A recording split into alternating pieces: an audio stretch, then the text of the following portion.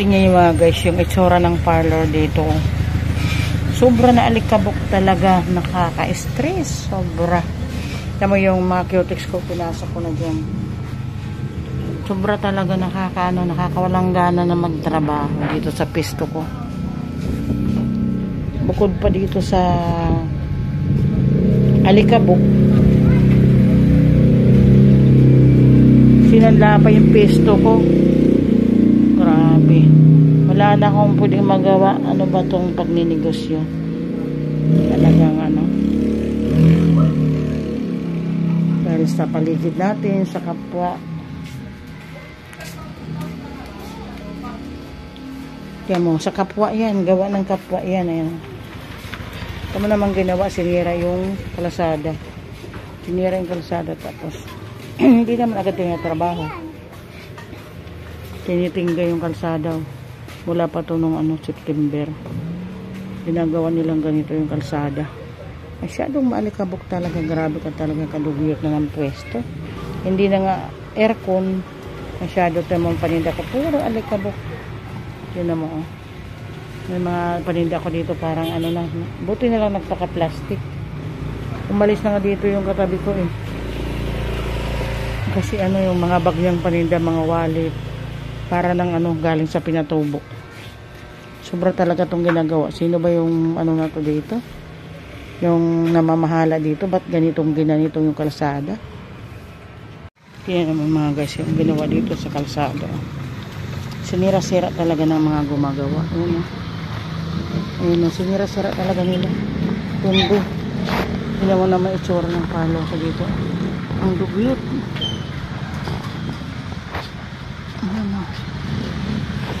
Sobrang alikabok, sobra. Ang daming nasisirang negosyo dito, namamag-upa ng mahal. Tingnan mo naman, 3 buwan na itong ginagawa nila. Wala na anong display paninda, wala na talaga.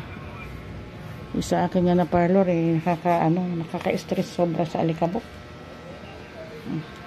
Mayat-maya ako mayat-maya ako naglilinis. Kaya iiwanan ko na to mga guys. Yung mga customer ko dyan, na mga mababait kong customer, maraming salamat sa pagtangkilik sa aking parlor. Needs Waray Beauty Parlor. Ayan po mga guys, sobra na po talagang maalikabok. Sobra nakaka-stress. Tapos ang init pa dito. Yung araw dito talaga yung siyempre pasok talaga ng sa loob mismo ng parlor ko. Ng pwesto ko. Nakaka-stress.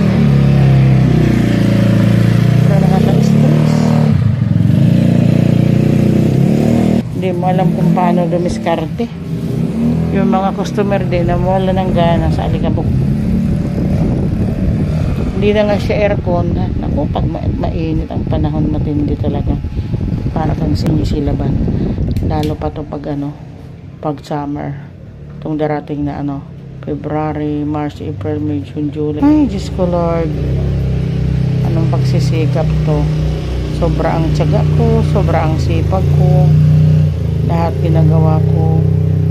Mga suki, mga client. Tawagan nyo na lang ako. Ang number ko 096900699592. Smart po yan. Or i-chat nyo na lang ako. I-PM nyo lang ako sa aking FB account.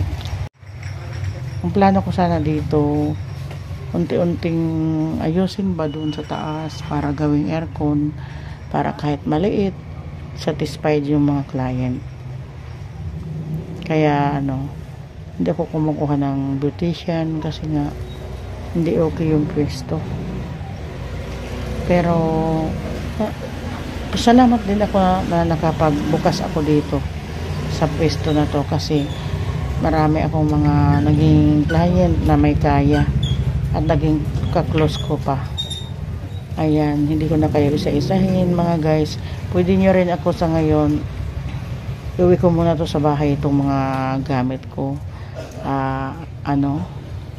Pwede akong mag-service muna kasi para akong naturuma dito sa pag-open Dahil napakahirap bago makapag-open ng pwesto. Kahit na maliit lang to mula sa ano ko, sa paglilinis, sa pagpapaayos, sa paghahakot, halos ako lang mga guys. Hindi ako nagta-tricycle. Hindi ko kinakarga sa tricycle ang mga yan. Talagang minamano-mano ko isa-isa sa gabi. Inabot ako ng gabi. Sobra akong matyaga. Ayan, dahil nga sa kapwa. Ayan, dahil sa kapwa nagkaroon ng problema. Ayan, yung kalsada, ginawa nilang binutas-butas. Yan, ang dami talaga ditong natuturoma sa pisto namin dito. Ang mahal pa ng mga upa dito. Ako, grabe. Tapos, ang liliit na hindi maayos. Tapos, yung ito pang pisto ko, sinanla na to. Paano na yun? Hindi mo na pwedeng ayusin kasi anytime pwede kang paalisin. Kaya unahan ko na lang sa pag-alis. Hello mga guys, thank you sa aking mga customer. Halos na madami-dami na rin akong client dito na bumabalik na sa akin. Thank you very much. I-PM nyo na lang ako. Salamat ako sa Diyos. Hindi ako nalogi kasi yung dinipusit ko at saka yung binastos ko dito sa pagpagawa. Nabawi ko naman in 3 months. Halos 3 months lang ako. Nabawi ko naman. At saka yung gamit ko, hindi naman yung nabubulok. Ayan, mauuwi ko yan at may ano ko sa bahay. Ayan. Maraming salamat po, Papa Jesus. At kahit na sandali lang ako dito, 3 buwan, binigyan mo ako ng mga client na ayan, siservisan ko na lang sila. Maraming salamat. Thanks God.